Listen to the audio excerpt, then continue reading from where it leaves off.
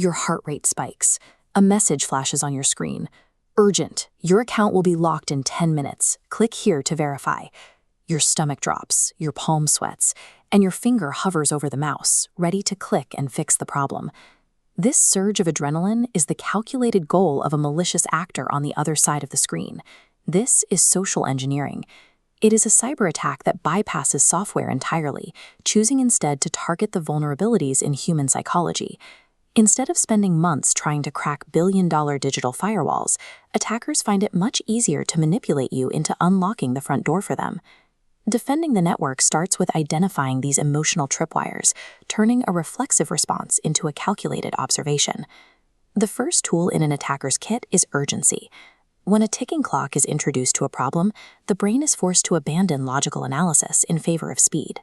When an attacker claims your access will expire, the countdown timer accelerates.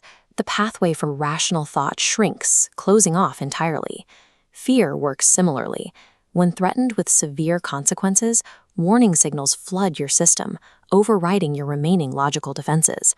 Attackers routinely fabricate these threats in the workplace, sending fake alerts about security breaches, fake account suspensions, or impending legal action.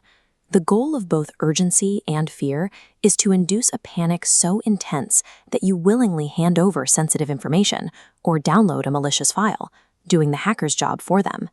But attackers do not always use threats. Sometimes they rely on authority.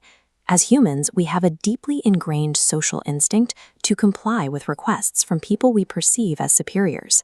A cybercriminal will convincingly impersonate your CEO, a manager, IT support, or even a government agency to issue an immediate, unusual command.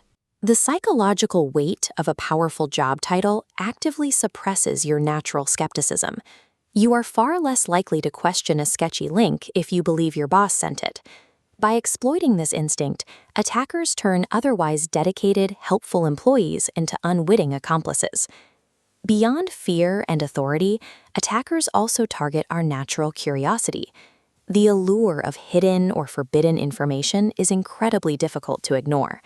This often looks like an unexpected email attachment labeled confidential salary list, or a link promising shocking corporate gossip. Then there is the promise of a reward. An offer of an unearned prize, a refund, or free gift cards is designed to trigger irrational greed. While fear and authority rely on stress, curiosity and reward use positive emotions, yet they bypass your logical evaluation with equal efficiency.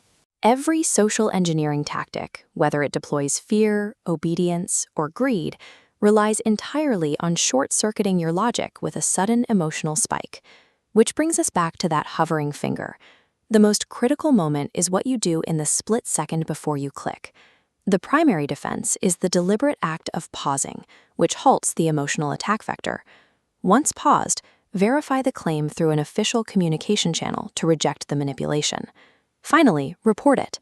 Notifying your security team distributes a protective shield across the entire network. Cybersecurity depends on human behavior. Your ability to recognize manipulation and report it makes you the organization's most effective line of defense.